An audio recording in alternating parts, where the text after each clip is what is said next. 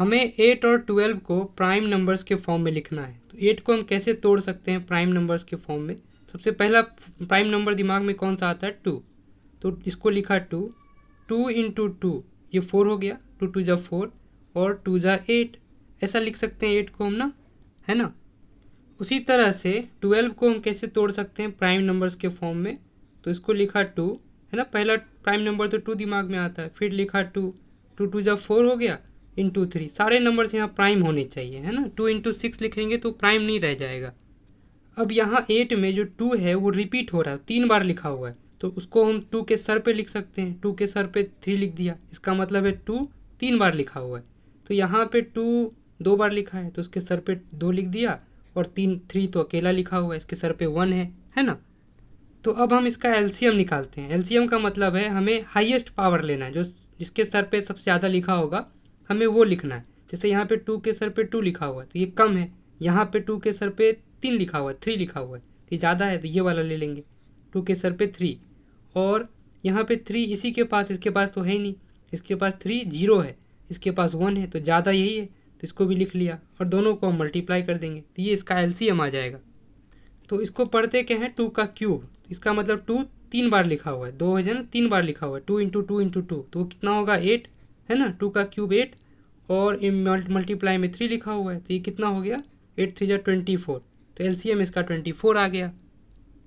तो अब हम एचसीएफ निकालते हैं। एचसीएफ के लिए हम कॉमन देखते हैं कि इस दोनों के पास कौन सा नंबर कॉमन है। तो यहाँ पर दिख रहा है कि 2 इसके पास 2 है ना, 2 2s है इसके पास 3 है। तो अगर हमने इससे मांग लिया कि तुम मुझे 2 दे दो तो ये तो 3 दे देगा, है ना, मतलब 3 2 दे देगा हमें। तो हम इससे तो नहीं मांग सकते क्योंकि इसके पास ज़्यादा है, हमें इससे मांगना होगा। अगर हम इससे मांगेंगे तो ये 2 कितना देगा? 2, है ना। तो इसके पास भी 2 है और इसके पास भी है, तो हम इससे ले लेंगे 2 की पावर 2। हमें कॉमन लेना है जो दोनों के पास है। अब और कुछ कॉमन है क्या? 3 इसी के पास है, इसके पास तो कॉमन है ही नहीं, 3 है ही नहीं मतलब इसके पास, तो हम मांग ही नहीं सकते। 3 इससे मांगेंगे तो ये नाराज़ हो जाएगा कि मेरे पास तो है ही नहीं, कैसे ले लिया। तो कॉमन दोनों में है नहीं 3, तो वो नहीं ले सकते, बस इतना ही कॉमन है। तो यही हमारा एचसीएफ हो गया। 2 का स्क्वायर तो 4 होता है, तो ये एचसीएफ आ गया।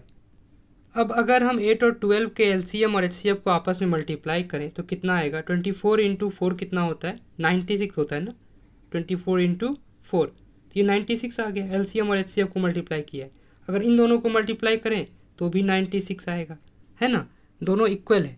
तो अब हम यहाँ से एक फॉर्मूला बना सकते हैं कि अगर हम एलसीएम और एचसीएफ को आपस में मल्टीप्लाई करें, कोई भी 2 नंबर का हम एलसीएम और एचसीएफ निकालें और उसको आपस में मल्टीप्लाई करें और इन दोनों नंबर को आपस में मल्टीप्लाई करें, a इंटू बी, है ना, जो ऊपर किया था 12 को और 8 को, तो ये आपस में बराबर होते हैं। एलसीएम और एचसीएफ का प्रोडक्ट इन दोनों नंबर के प्रोडक्ट के इक्वल होता है।